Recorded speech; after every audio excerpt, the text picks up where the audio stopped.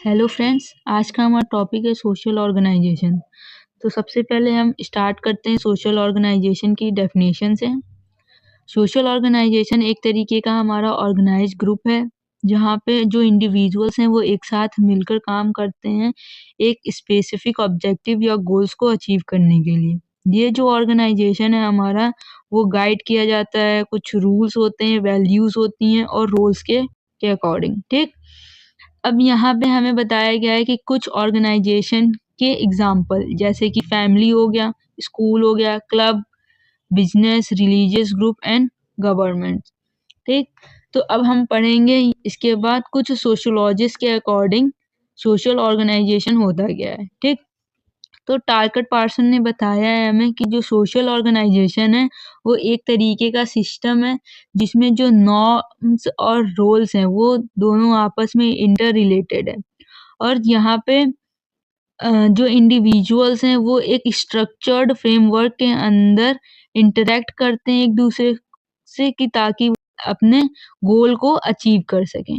ठीक, जो पर्सन है वो फ़ोकस करते हैं कि जो हमारा ऑर्गेनाइज़ेशन है उसका मेन फंक्शन ये है कि उस ऑर्गेनाइज़ेशन के अंदर स्टेबिलिटी और सोशल ऑर्डर को मेंटेन करना।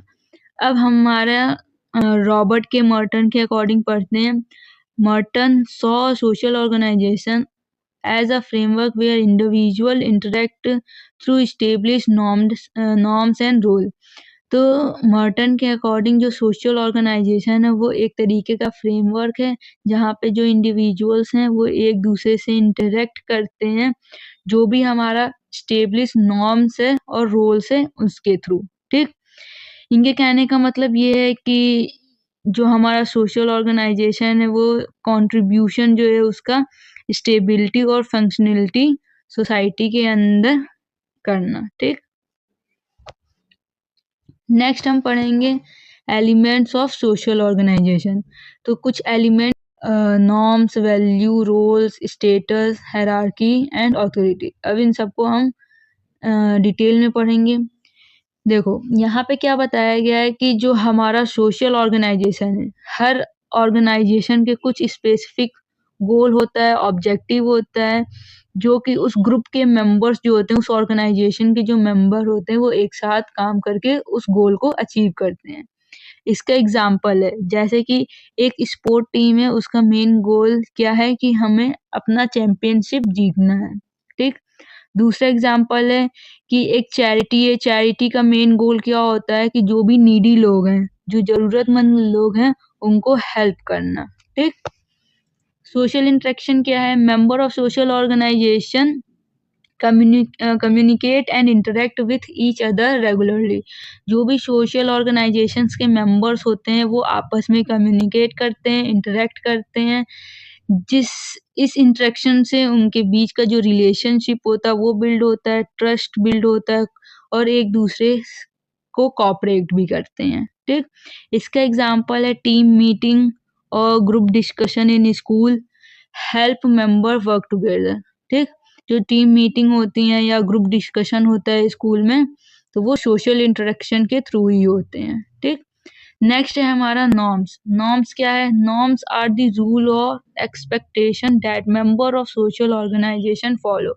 नॉर्म्स जो है हमारा एक तरीके का रूल होता है या एक्सपेक्टेशंस होते हैं मेंबर के। ठीक, ये जो सोशल ऑर्गेनाइजेशन के जो मेंबर होते हैं वो इस नॉर्म्स को और एक्सपेक्टेशन को फॉलो करते हैं, जिसकी वजह से ये हेल्प करता है हमारे ऑर्डर को मेंटेन करना, जो सोशल ऑर्डर होता है उसको मेंटेन करना। ठीक, इसका एग्जांपल क्या है हमारा? Norm in a classroom might include raising your hand to speak और बीइंग रिस्पेक्टफुल टू अदर। जो हमारा नॉर्म्स है, मान लो कि हम अपने क्लासरूम में बैठे हैं तो हमें कोई क्वेश्चन पूछना होता है तो सबसे पहले हम क्या करते हैं? अपना हैंड रेज़ करते हैं, उसके बाद क्वेश्चन पूछते हैं। तो ये क्या है? हमारा एक नॉर्म्स है। ठीक? दूसरे को रिस्पेक्ट देना है। ठीक? नेक्स्ट है हमारा है वैल्यूज़। वैल्यूज़ में क्या बताया गया है? वैल्यूज़ आर शेयर्ड बिलीफ और principal that guide what is considered important in the organization. For instance, a school might value education and learning, while a charity might value helping those in need. देखो values क्या होता है कि मान लो इसका example दिया है कि स्कूल का मेन काम क्या होता है कि एजुकेशन के वैल्यू को बताना, ठीक? एजुकेशन का क्या वैल्यू है। सेम इसी तरह चैरिटी की क्या वैल्यू है, चैरिटी की वैल्यू ये है कि नीडी पर्सन को हेल्प करते हैं, ठीक? तो अब हमारा नेक्स्ट है रोल। तो जितने भी मेंबर्स होते हैं सोशल ऑर्गेनाइजेशन के, उनके अपने-अपने स्पेसिफिक रोल और रिस्पॉन्सिबिलिटी होती है जो कि फॉलो करते हैं। इसका एग्ज़ाम्पल क्या दिया है, फैमिली में parents have the role of caring for children, while children have the role of being student. Role guide how people behave and interact with other in the organization, ठीक? तो example के through इसमें दिया गया है कि जो एक फैमिली है उसमें जो पेरेंट्स का रोल क्या होता है कि चिल्ड्रन का केयर करना, और जो चिल्ड्रन होते हैं उनका क्या रोल होता है कि एक स्टूडेंट का रोल वो लोग करते हैं। तो एक तरीके के सोशल ऑर्गेनाइजेशन में जो रोल है वो गाइड करता है हाउ पीपल बिहेव और इंटरैक्ट विथ अदर, कैसे पीपल एक दूसरे के साथ बिहेव करेंगे और इंटरैक्ट करेंगे, ठीक? अब नेक्स्ट है हमारा status. Status refers to the position और rank someone hold in a social organisation.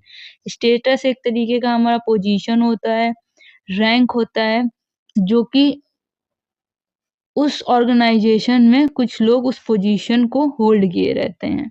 It could be based on age, मतलब कि जो स्टेटस उनको मिलेगा वो हो सकता है एज के बेस पे मिले या उनके एक्सपीरियंस या फिर अथॉरिटी के, ठीक? इसका एग्जांपल है in the company the boss has a higher status than the employer. देखो कंपनी में जो बॉस का स्टेटस होता है वो हायर स्टेटस होता है एम्प्लॉयर्स के कंपैरिजन में, ठीक? नेक्स्ट है हमारा hierarchy. Social organizations often have a structure where there is a chain of command or authority. This is a called hierarchy. For instance, in a business, there may be a manager, team leader, employee, each with different level of a responsibility.